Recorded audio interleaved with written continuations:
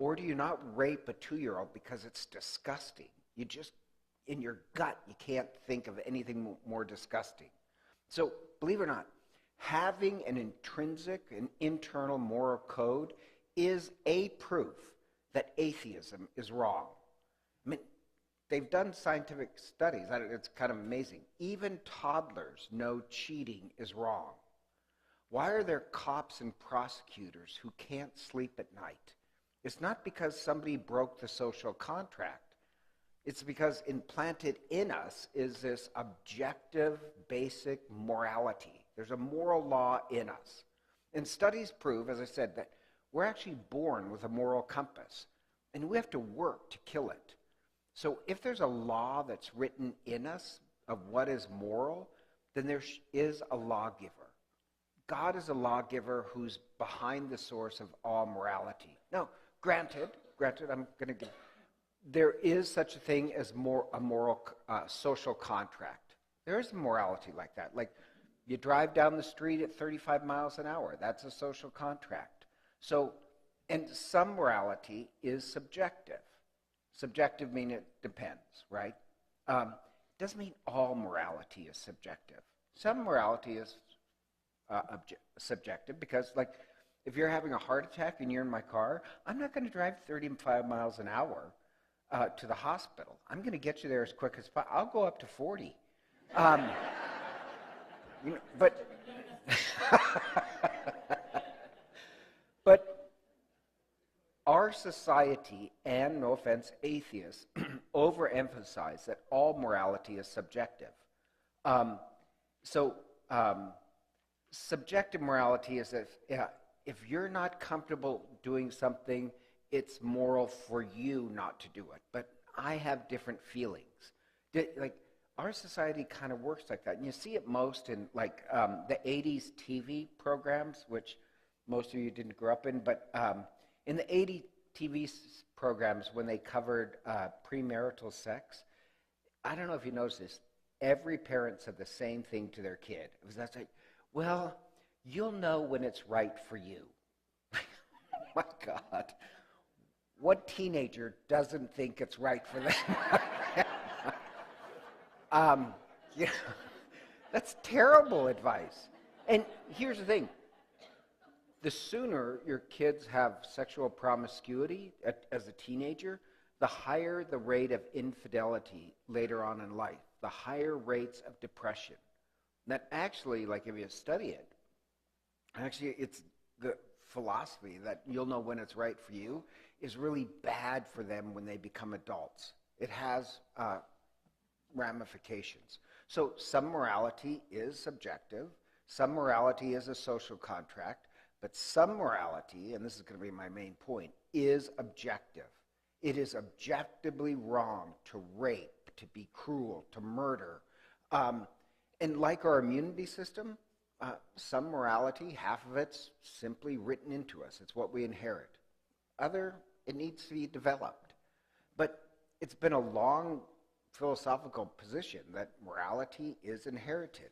Even Kant was this German, brilliant scientist. Like, he was so brilliant, he lived kind of his whole life in this little village in Germany. But once he was looking at the waves of the ocean, and he realized, based on the waves of the ocean, that the Earth's orbit was miscalculated. So that's a genius. I don't know how many times that happened to you, but it has never happened to me. But he writes this whole treatise on morality, the critique of practical reason, and he famously said, and I like this, two things, now he's a genius, two things fills his mind with ever new and increasing admiration and reverence: the starry heavens above me and the moral law within me. So even Kant admitted that he was a genius, but he admitted that, the same way there's natural laws that govern the orbits of the planet, he said there's no way you cannot say that there's not a moral law implanted in you. So C.S. Lewis was this famous, the head atheist for England, who then has a conversion. And later, C.S. Lewis develops this Kantian insight and forms this moral argument for God based on the moral law written in us. So Lewis, according to the moral argument, says that there is a universal human moral conscience that's beyond one emotional state. It's just visceral. You feel it in your gut. And science seems to confirm we're born with an innate moral code. And everybody experiences this moral internal sense of obligation to do what's right and wrong, because Lewis asserts that there's this universal moral conscience that explains why God created us. So he says, and I like this line, to say a line is crooked, you have to have the idea of what a straight line is. Or he uses the analogy that even little kids playing a game, they don't like it when other kids cheat. Not because they know the rules, they just have this internal moral code. Little kids, like, they did this experiment of toddlers with puppets, where one puppet is cruel to the other one. Kids won't play with that puppet. It's just written to our moral codes. Or the Nuremberg trials, where, this genocide and medical experimenting and on children. The argument was, well, it was in Germany during World War II, all that was legal. So how can you say it's not moral? And the Nuremberg arguments is basically, no, natural law. It doesn't have to be written down. You knew that was wrong. That's how they convicted those Nazi criminals. So Lewis's argument goes like this. There is a moral law, and if there's a universal moral law, then there's a universal moral lawgiver, God. Now, atheists will say there's no such thing as morality. I don't know if you know this, that's one of the position of the quote-unquote new atheists, that there is no such thing as morality. If the atheists are correct, then there's no morality in letting Jews burn in gas chambers than there is anything moral about saving them. Or in this debate between Richard Dawkins, kind of the Pope of the atheists, and this guy named John Lennox, who I love. John Lennox was this major astrophysicist, brilliant. He was Irish, so he was also funny. He really was funny. But he was also great at debating these people because he was brilliant, PhD in physics and all that other stuff. But in this debate with Richard Dawkins, John Lennox brings up Megan's Law. If you remember, do you guys remember what Megan's Law was? That this mother comes home to her house and her daughter Megan is missing. They can't find Megan. She's just a elementary school kid. So they're searching the neighborhood, can't find it. Then she finds out that the three guys living across the street are all been released from prison for child molestation. And two of the guys have alibis, but one doesn't. And he gets interviewed by this cop who tricks him into confessing. And so the Megan rule is that, she was raped and killed. So Megan's Law was, you have a right to know where pedophiles are located. So in this interview, John Lennox says, so are you saying if there's no morality, that Megan, who was raped and murdered and her body desecrated, that wasn't morally wrong? And literally, Richard Dawkins, quote unquote, says, well, it's too bad, but there's no such thing as justice or morality. So if atheism is true, there's no such thing as morality, then letting Jesse, the guy who raped and mutilated her, go free is no better than convicting him. And Dawkins' answer is, well, there's no such thing as justice. Justice doesn't exist. Well, if justice doesn't exist, then injustice doesn't exist as well. And Dawkins said that there's no such thing as an objective morality, that we're just all chemical robots. So rape and murder is not wrong. And Dawkins said, quote, this feeling for justice is just a byproduct of evolution, but it's arbitrary. Richard Dawkins says that all morality is arbitrary. So raping a little girl is wrong because of arbitrary feelings? It's wrong because it's unjust. But Richard Dawkins says that we're just biological robots, that we, quote unquote, just dance to our DNA. And if somebody does something like that, it's because of broken DNA. But how do you know it's broken? Does that, like, so I know I'm being harsh, but you and I both know there is such a thing as objective morality. You're born with it. Or this other woman, she went by the name the Happy Atheist. She grew up in the South, and she grew up in kind of Texas fundamentalistic religion, but she disliked their duplicity and hypocrisy. So later, as a teenager, she becomes an atheist, and she says that she's rational. And she goes to Columbia University, where she meets another student named Joe.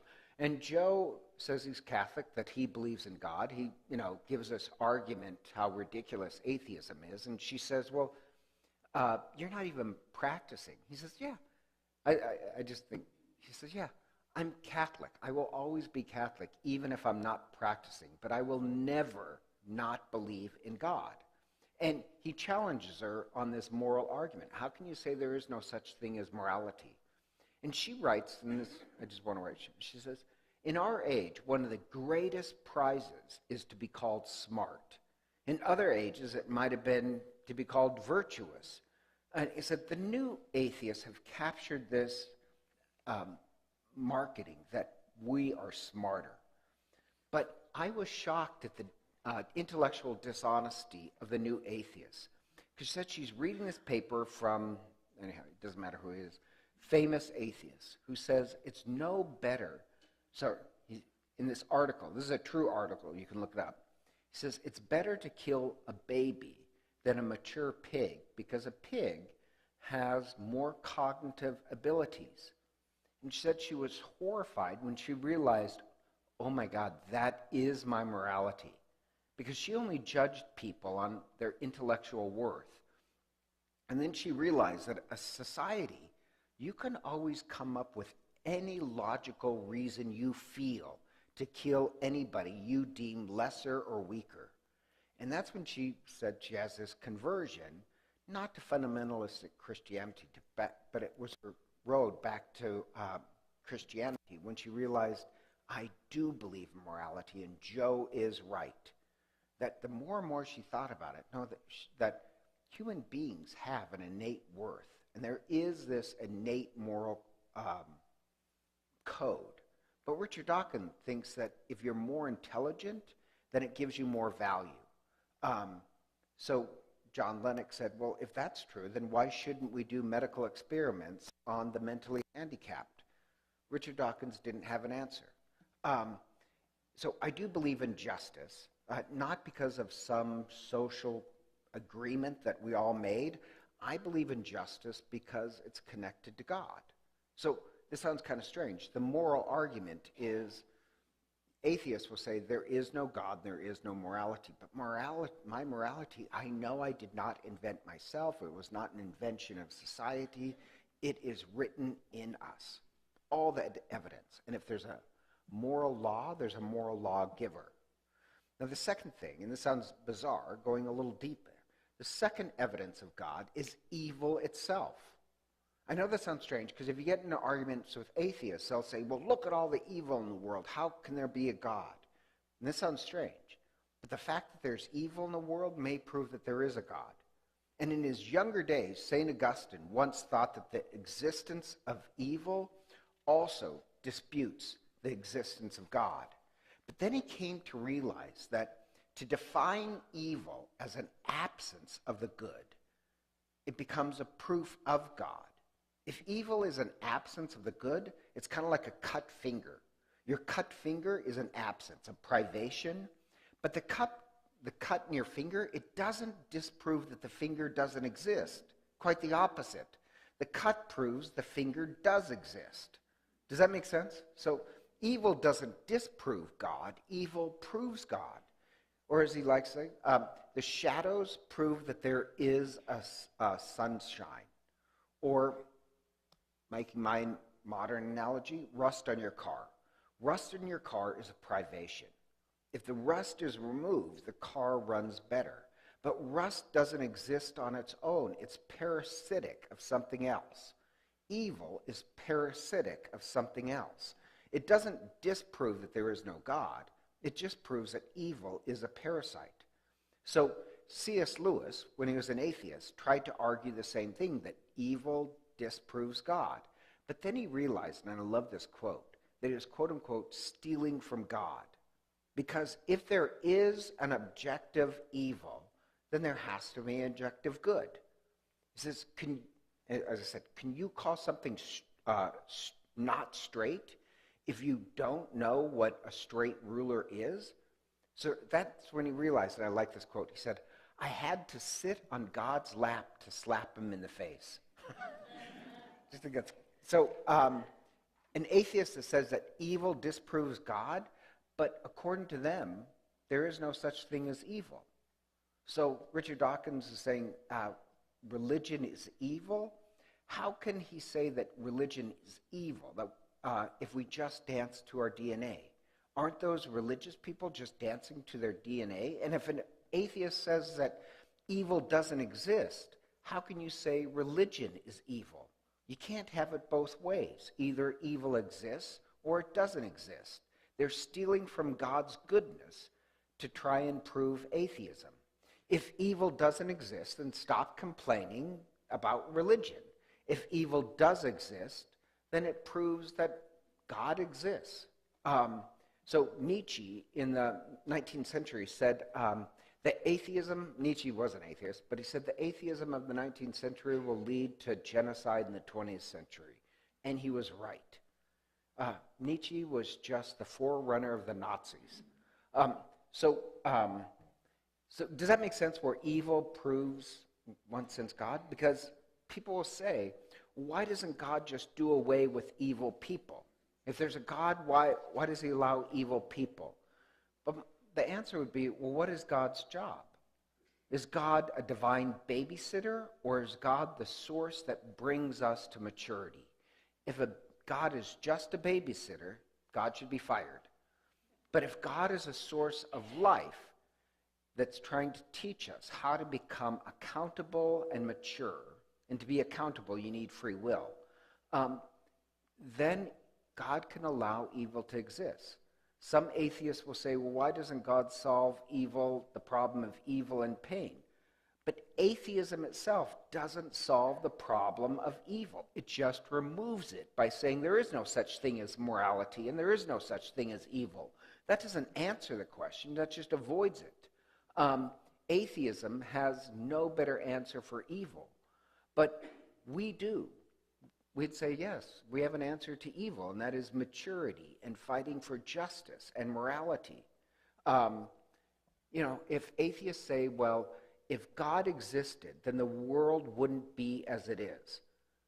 That's a conclusion of how they think the world should be. That's not evidence. And they'll say, surely a good God would create a world where there'd be no evil. Well, God could create a world in which there'd be no evil. The problem is we wouldn't be a part of it. If people couldn't choose between the good and evil, the world as we know it wouldn't exist. Because God could have made us all like the Stepford wives. You know what the Stepford wives were, right? Where they had no choice. They're completely obedient. These robots that only obey their husbands. I know a lot of husbands want that. But the problem is that wouldn't be a marriage anymore. That wouldn't even be human anymore. There would be no evil, but there'd also be no real compassion, no real love. We'd have the consciousness of a toaster. Because if your wife makes you toast in the morning, you're grateful that she made toast. If my mother made me, like my mother makes, I love them, German pancakes when she visits. But if my mother was a toaster and had only one choice to make the toast, then why would I be grateful to her? But the fact that my mother chooses to do that, she's not a toaster. She made this conscience to get up, get the ingredients. Does that make sense? That makes me grateful. So God made us human beings with a choice, not toasters. Can God make us courageous if there's no danger? So other atheists admitted that, yeah, I guess evil is a bad argument for the non-existence of God. And here's the odd part. Evil can make you a better person. I don't know why God allows particular evils to occur, but I have seen how tragic events in general can make people better, more committed to justice. Take Nelson Mandela, who was in prison for years, right? Unjustly. But in prison, and that's a great evil, he learned to conquer his anger. And once he was released, with his anger conquered, he could lead his nation to this rebirth. Week after week, we gathered together for the Eucharistic Sacrifice. So over a lifetime, we become the body of Christ, transformed into this force of love and justice. So the Eucharist makes us stronger against evil. So there's this joke that if I had God's omnipotent power for 24 hours, I would change the world. But if God also gave me his omnipotent wisdom, I wouldn't change anything. Answering the problem of evil is, Christians have an answer.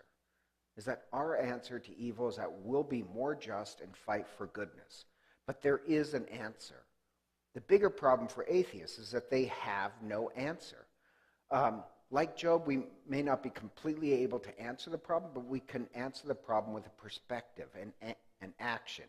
That's the difference between a mystery and a contradiction. For us, the answer to evil is a mystery. That the mystery in the sense that we'll throw ourselves to fight evil.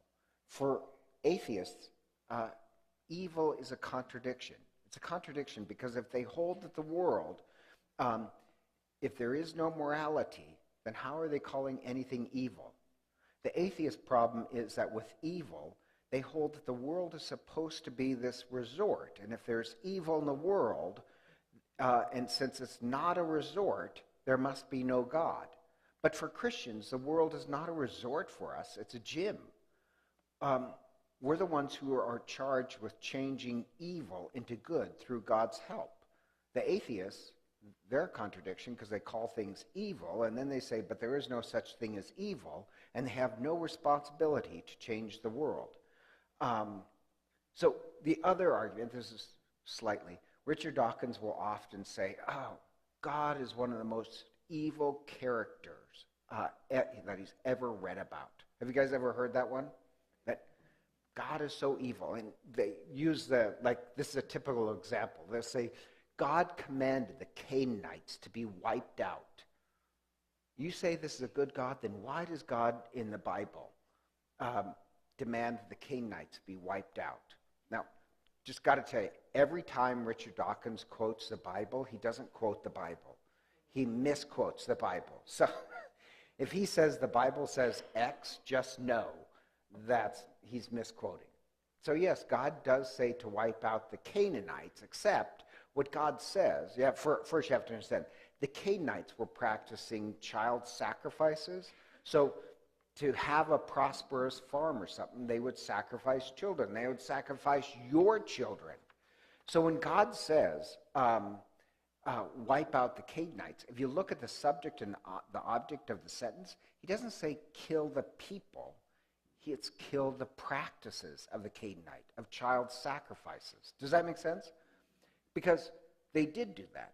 They wiped out all the child sacrifices. They didn't wipe out the Canaanites because you notice, hundreds of years later, still at the time of Jesus, there's Canaanites. So it's the practices that they're talking about. So he's taking it out of context. Does that make sense?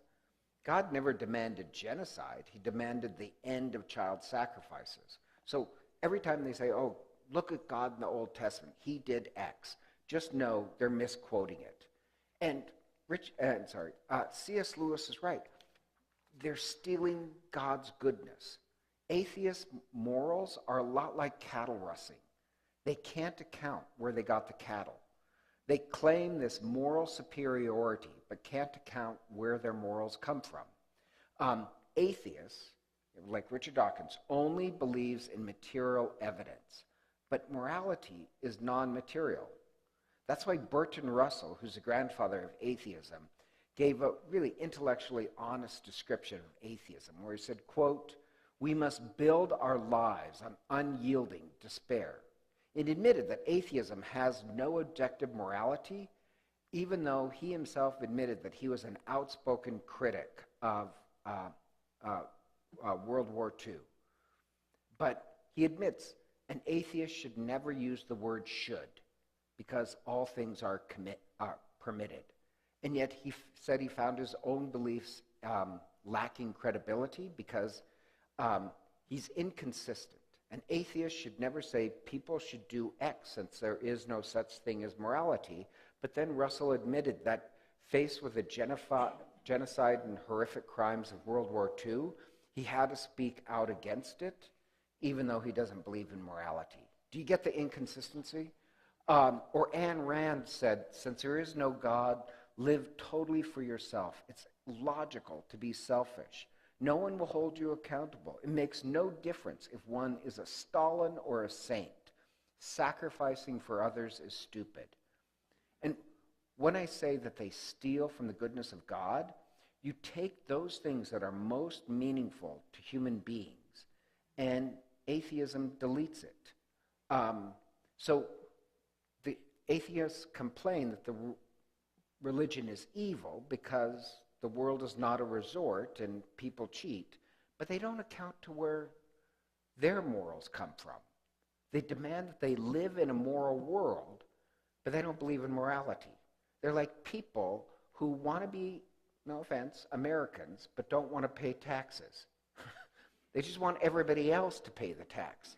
Does that make any sense? So, I don't know. I like this argument of there is such a thing as morality. But that question gets into, then why does God allow pain and suffering? But the Christian answer would be, well, like look in the Bible. Abandoning belief in God doesn't help you in your suffering. In fact, it makes it worse. Actually, belief in God helps you in your suffering. Look at Martin Luther King or the Hundreds of Years or Martyrs. Suffering made Job holier. That's how Satan was defeated, because suffering was supposed to make Job turn away from God. It only made Job holier. The suffering of 3 young boys in the Bible, they end up seeing the presence of God. Or just psychological studies, and this sounds strange. Suffering is good for you. I know that sounds strange. They found that. And they did this thing, I'm going to try and be brief on it biologically, where they took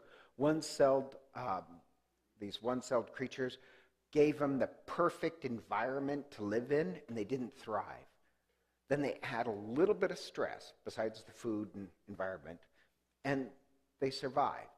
They did the same thing with rats. I think I mentioned this to you. It's that just feeding the rats everything they want, they languish. Give them stress and some problem, and they thrive. I told you that experiment where, it's not experiment, study, where grandparents who suffered had stronger grandchildren. So atheism says suffering makes you worse. But actually, science seems to prove that suffering makes you better. So there's this thing called stress, and that now they call it eustress in the sense of EU, like Eucharist. EU is the Greek for good. That there is some good that comes out of suffering. And they did this study on hope that I thought was really interesting from Rutgers University. And this doctor wanted to know why some people living under high stress conditions made them more compassionate. That's really odd. And technically what she found out is that with their religious belief plus suffering made them even more compassionate. No offense, people that say that they're spiritual but not religious, they do a little bit better, but the atheists, they don't have any hope. So all there is in suffering is no good whatsoever. So hopeful people, suffering makes us more gritty, more resilient, and more hopeful. And more hopeful people, this is also part of the study, people that test high on hope are actually better at accurately assessing a situation versus cynical people.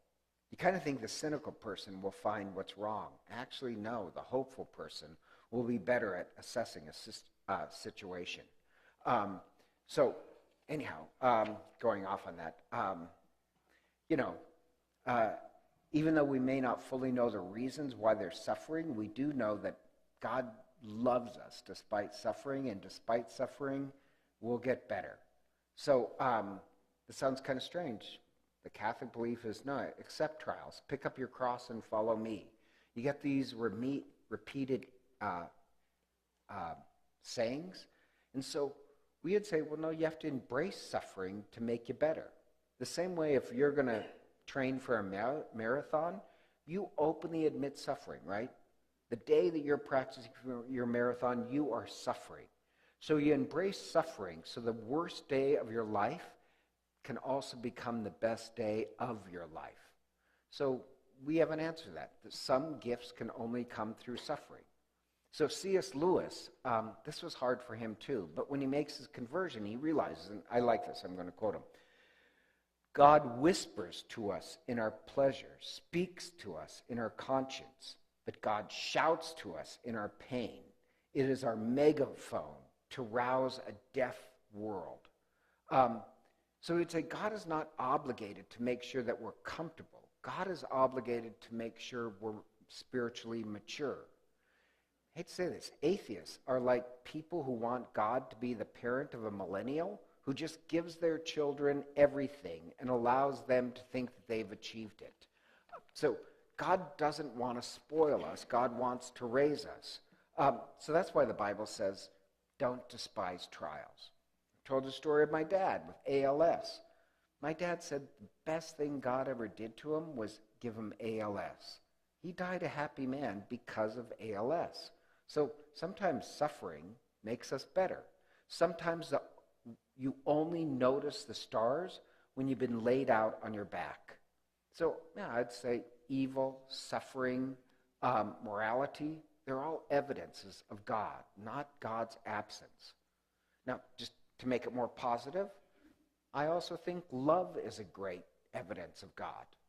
Now, you would be atheists, like Richard Dawkins and Christopher Hitchens would say love is not real.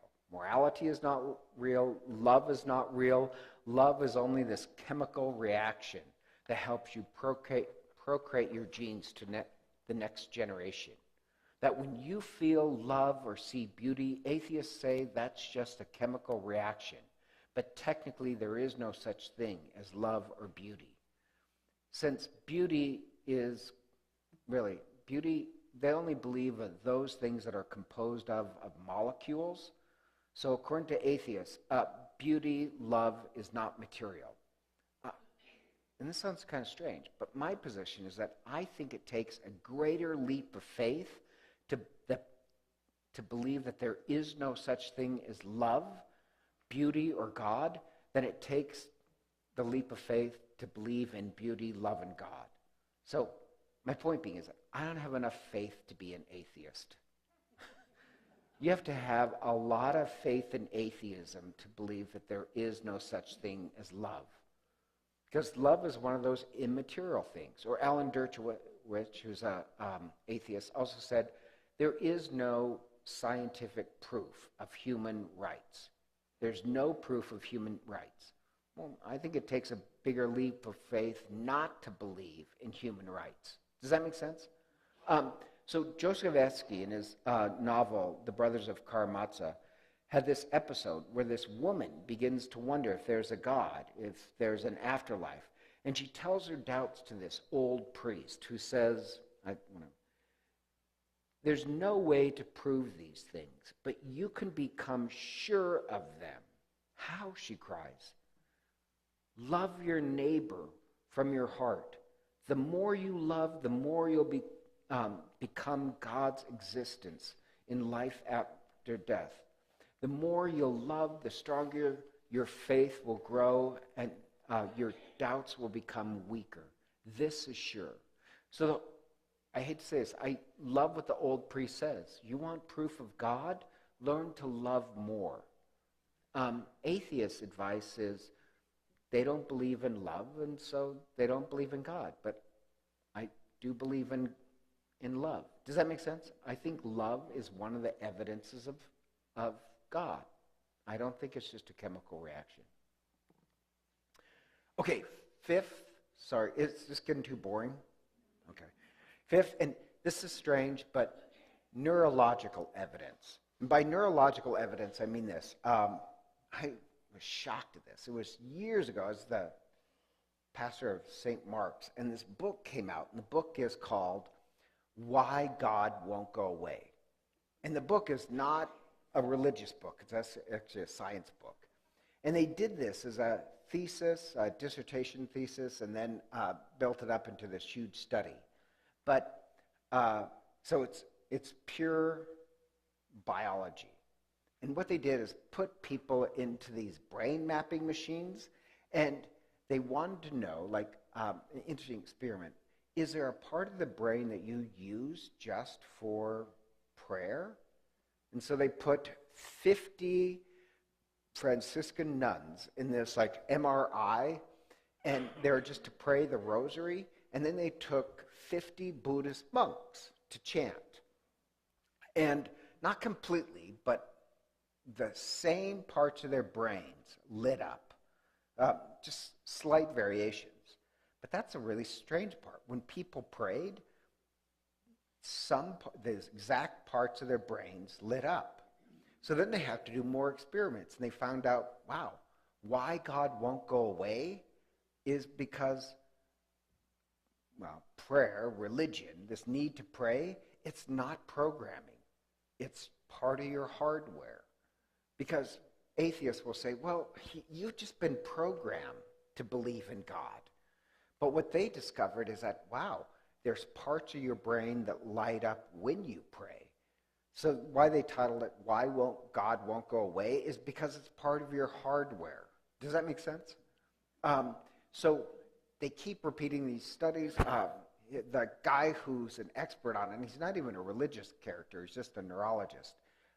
You can buy his whole book. Andrew, I just forgot his name. Well, his first name is Andrew. Dang it, I just had that too. Andrew. Anyhow, you can check it out. All these neurological, you're hardwired. So they keep doing these experiments. And any atheist that says, well, religion is just software programming. No, it's hardware. And then you study, they did the study on the effects of meditation. That's a really interesting point. That with meditation, you have better health, more cerebral activity. Medicine is more effective. People who meditate regularly test out to be happier. They can concentrate longer. They have less heart problems. If prayer is so biologically healthy for you, doesn't that speak of a creator? Why does meditation have such an effect on our telomeres? The telomeres are the ends of your cell that divide. Like if you wanted to find out what your true age is, you would measure your telomeres. Prayer turns on healthy genes, has all these great health effects. So evolutionary biologists would just say, well, religion, they hypothesize, just improved the solidarity of the community and improved one's health. And longitudinal studies show that prayers improves health, helps with diseases, optimisms, helps unify a community. Study the blue zones. Blue zones is where people live longer. One of the ingredients is a spirituality, that you practice a religion. So here's my point. If practicing a religion, if practicing prayer is associated with a longer life, then wouldn't atheism be illogical? If meditation on thankfulness and joy, it increases it, like what they found out is prayer is just not programming. Prayer literally rewires your neural pathways to be more joyful, more grateful. But if Richard Dawkins says we're just, quote unquote, a bag of chemical reactions, then with and through prayer, we can evolve. We can rewire our brain. But here's my point. There's this ton of evidence neurologically how great meditation and prayer is for you. Now, here's my question. If there was as much evidence that meditation was terrible for you, really bad if you meditated, if that was true, if they found evidence of that, you know atheists would use that as proof of the divine. Does that make sense? If they found out, oh my gosh, those people that practice religion in the world, those are red zones. They'll die quicker. But those who practice religion are in blue zones. So it seems to me that the practice of religion and meditation has all these great health benefits. Isn't that a hint, a little evidence of God? Because you know, if it was bad for you, the atheist, that would be on the front page news. Does that make any sense?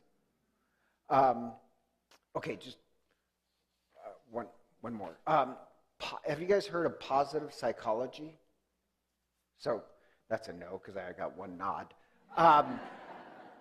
It's the branch of psychology I personally love to study. So psychology starts, but psychology is weird. When I was going to school, it was all Freudian and abnormal psychology. Freud was wrong on everything. But then you had a couple of these psychologists said, well, rather than study what's wrong with human beings, what if we studied what makes some people happy? Does that make sense? How can you not like that? So positive psychology is what makes some people great. And once again, they did these brain scans, and they find out that people that have a practiced spiritual life, their brains are thicker and healthier and more robust than the quote-unquote low spiritual brain that tends to wither. So this Dr. Lisa Miller, she said, the evidence is more vivid than ever we expected. Now, so if you're scientific and like to follow the evidence, then that means religion is pretty good for you.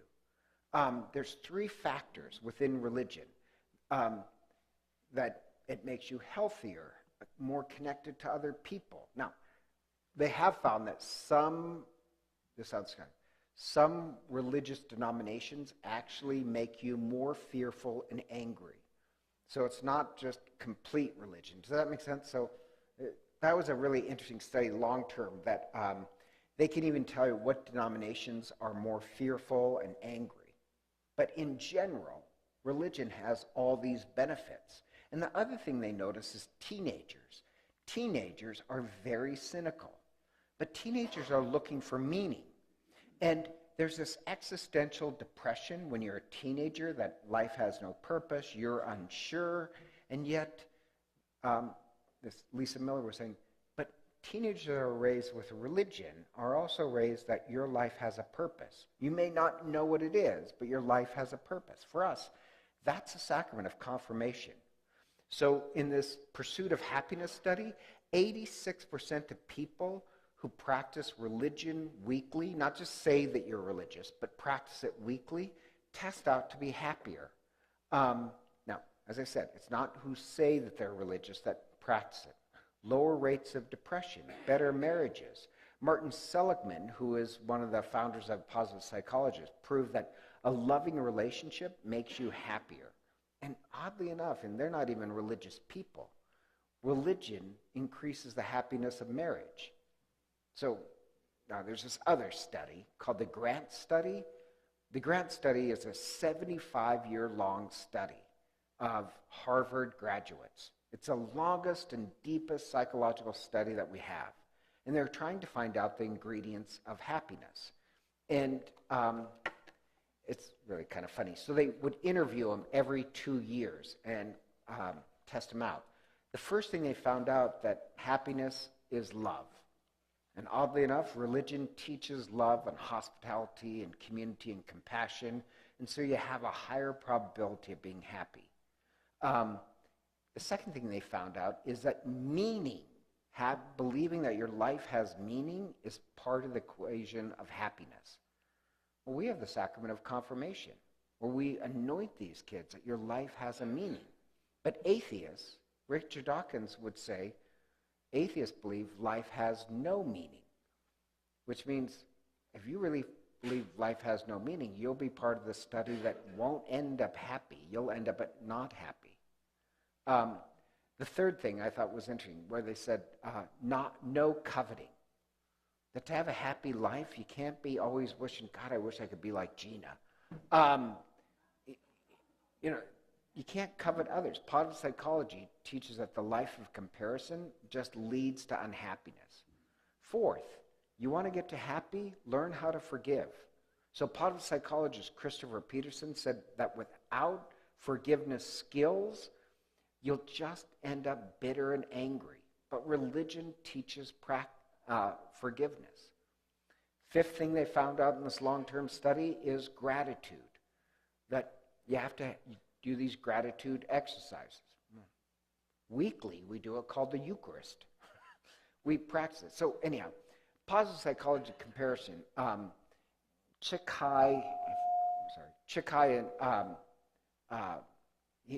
was this Czechoslovakian who was one of the founders of positive psychology, and Solon Wilson did this research, and they massively compared the psychology of religious versus non-religious, and they wanted to ask this question, and they're not religious, they're just psychologists, but they wanted to answer this question because Richard Dawkins, one of his great things was religion causes stress on people.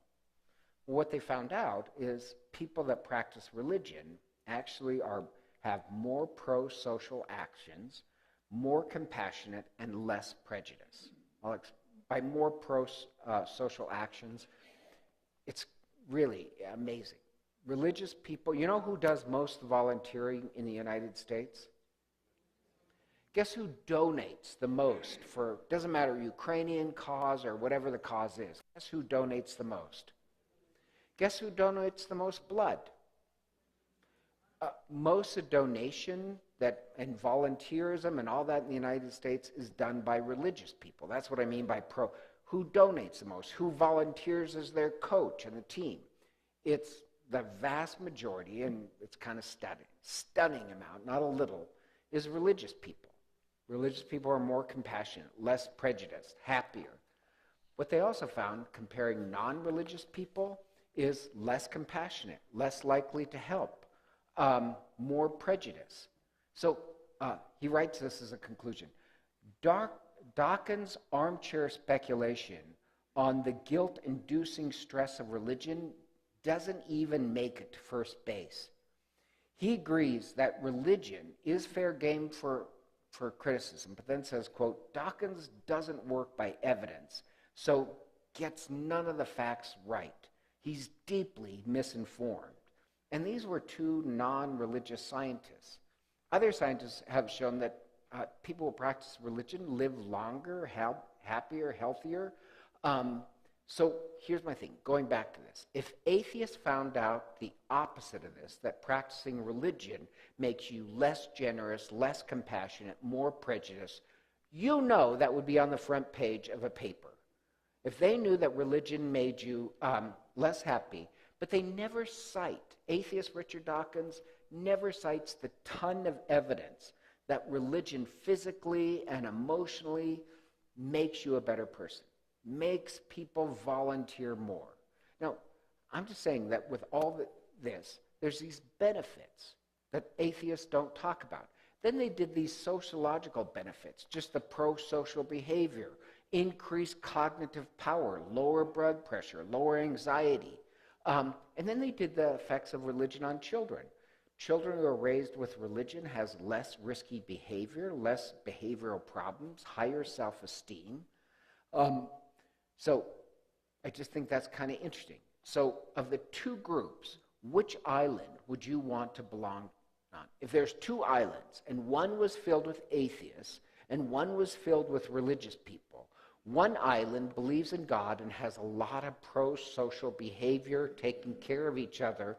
The other island of atheists that tend to have the lowest rate of donating, lowest rate of volunteerism, lowest rate of taking care of each other, which island would you want to belong to? How I'm working out as proofs of God is, one, if the atheist found the opposite, you know that would be front page. The same way they can say there is no God because there's evil in the world. And so evil proves the existence of God. And the very fact that people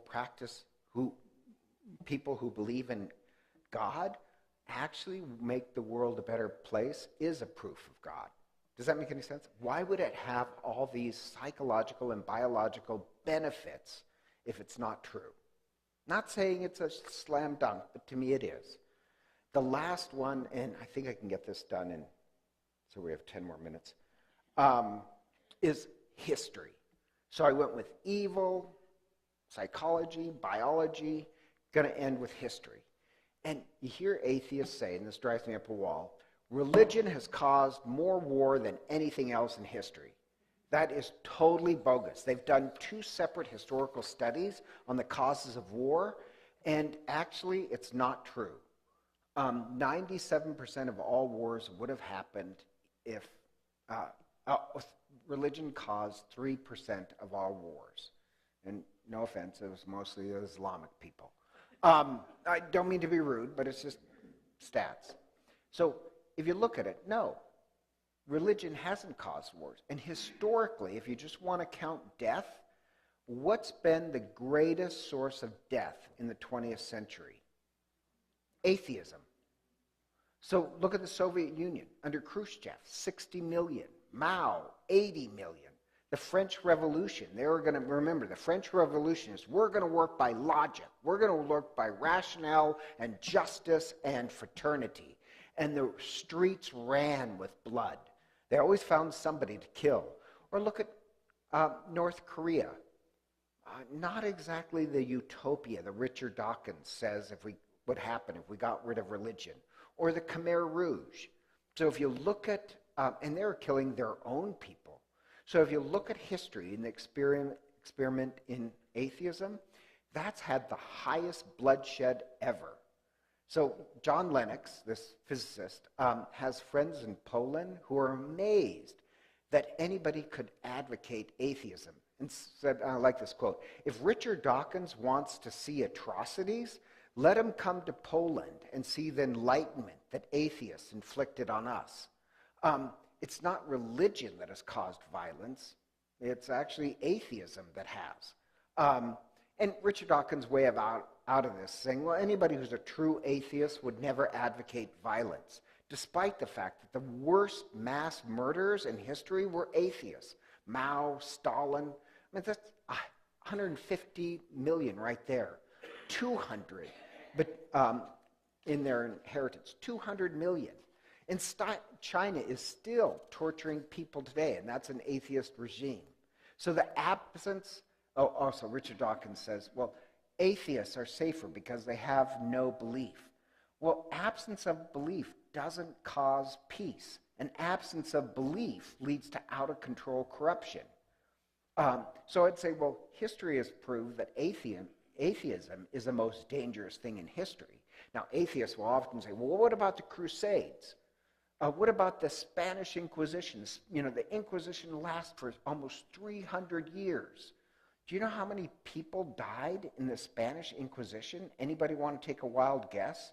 300 years of the Spanish Inquisition, how many people died? 2,000. Compared to the 150 that Mao and Stalin did, not that that's good, but does that make sense? Like or the atheists do this too. They'll say, the witch burnings that happened in Europe, this is what religion did. 12 people died in the Salem witch trials. There's actually, and not that I'm for burning witches, but it's incredibly rare that if you, like there's this whole book that this guy put out, he said he's not even a believer. It just drove him up the wall, how atheists would quote history wrong, and they'd quote the Spanish Inquisition. And in this book, it's kind of interesting, he just took all their arguments. That's a lie, that's a lie, that's a lie, like the Spanish Inquisition. If you were captured by the civil authorities or the Spanish Inquisition, you want to go with the Spanish Inquisition because they demanded proof and more often than not set people free. You had to, and if you made a false accusation, they'd come after you. Or the other thing about history is, and I like this one, Mark Twain. Mark Twain notes the most powerful nations at their time, the Hittites, the Assyrians, the Babylonians, were all eventually wiped out. And the lowest in society were the longest enduring people. So Mark Twain noted that those who had the promise of God, the Jews, survived history. All these great empires didn't. So since Neolithic times, God made a promise to Abraham that seems to be kept true. Or Pascal, the famous mathematician, King Louis asked him for proof of God, and his answer was the Jews. Because he said, think about this. He had all these great empires that were going to supposedly kill them, and yet they survived. The lowest and weakest survived. Look at the Catholic Church. We started off with just a handful, persecuted for 300 years, and the persecutions made millions grow. That if you look at history, atheism has produced the most amount of bloodshed, not religion. And I mentioned that article, and it's actually this article by Matthew Paris. I mentioned, and Matthew Paris was in Africa, and he's an atheist. And the article is, "Atheist believes Africa needs God." And he said, having lived in Africa and observed what religion has done, he said, religion has done more than the NGOs, government project, international help. That at a basic level, what helped most people get out of poverty is not government programs. It's religious people who are willing to help their neighbor. Government programs, I worked in third world countries, are enormously corrupt. NGOs, no offense, they just enshrine more problems. And he's a self-confessed atheist that said, I've lived in these countries. What does the most amount of good is actually religion. So in this book, the book is What Atheists Get Wrong About Religion. He tears apart all these arguments that atheists will say, religion has done this, and those are complete lies. The greatest source of bloodshed is atheism. And so I'd say, well, history proves God. Same way Pascal did. Give me one proof of God. Why is it that the most persecuted survive multiple, empires, and all they had was a promise? Does that make sense? Who's caused the most amount of bloodshed? And here's another one. Who's done the most amount of good in the world? Catholics, we're the ones who started universities, hospitals. We've done the most for healthcare and education. I think that proves the existence of God. Okay, so I have more later, but we've gone an hour, so I feel like you guys are getting bored. But any questions, positions, challenges? Yes.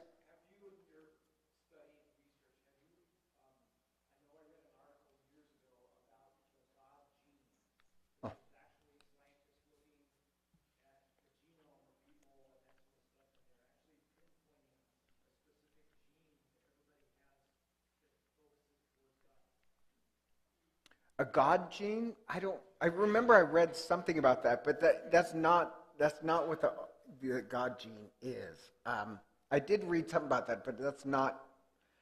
It's not a religious. But I do remember I read something, but it's not a religious gene. But but the way it sounds like I know what you're referring to, but I can't talk about it because I don't remember. Andrew Newberg, good job. He has a whole series. He teaches I took it and I forgot most of it. He has like this 12 classes on the neurological. It's not even religious, but it's really interesting. Like, wow, religion is really good for your brain. Yeah.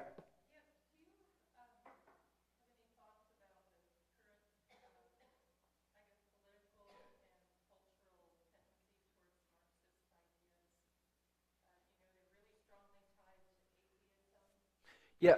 Do I have any beliefs about Marxism? I have a lot of beliefs.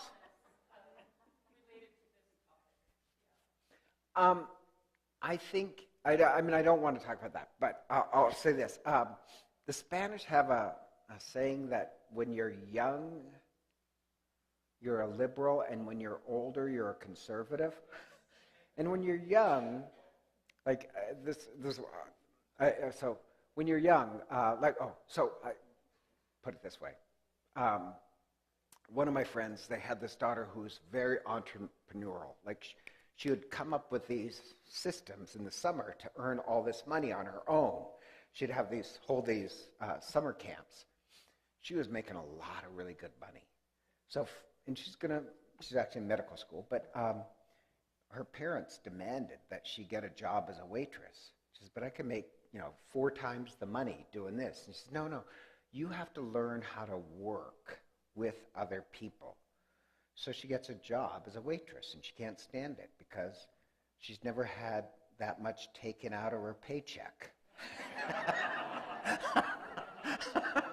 So, not only that, but then, you know who didn't show up to work? Sandy didn't show up to work, and she said she was sick, but I know she wasn't sick. And you're wondering, what is this? When I realized I didn't want to become, when I was against socialism, was in high school when the teacher would have us do a class project because I did all the work. And once you realize how much, it's easy to be a Marxist until you get a job. It's easy to say, well, I don't believe in God, and this is what I think is part of it. I don't believe in God because I don't believe in morality. That's just because you don't want to believe in God, because you don't want any moral codes. So that's what I think that is, in a nutshell. I actually heard a lecture once, I think John Lennox debating Richard Dawkins, who said, you probably could convince me there was a God, I just wouldn't want him involved in my life. Oh, that's okay. No, Richard Dawkins doesn't want to, even like this, I was going to get into that next time, but Francis Collin, when he was an atheist, now he's a believer, Nobel, says, I didn't want there to be a God. I wanted to do what I wanted to do. I don't think there's any mystery as to why all of this death under atheism, because it ties back to your morality argument. If you don't believe in morality, then all things are permitted. Keep them from killing as many people Or as they want. who wrote the Gulag, the archipelago Gulag? Solzhenitsyn. When asked what went wrong, why was there so much atrocity in the Soviet Union? They stopped believing in God. All things are permitted then. All right, well, next time we're going to cover what I call the personal argument. That's like personal arguments. So anyhow, God bless. See you guys later.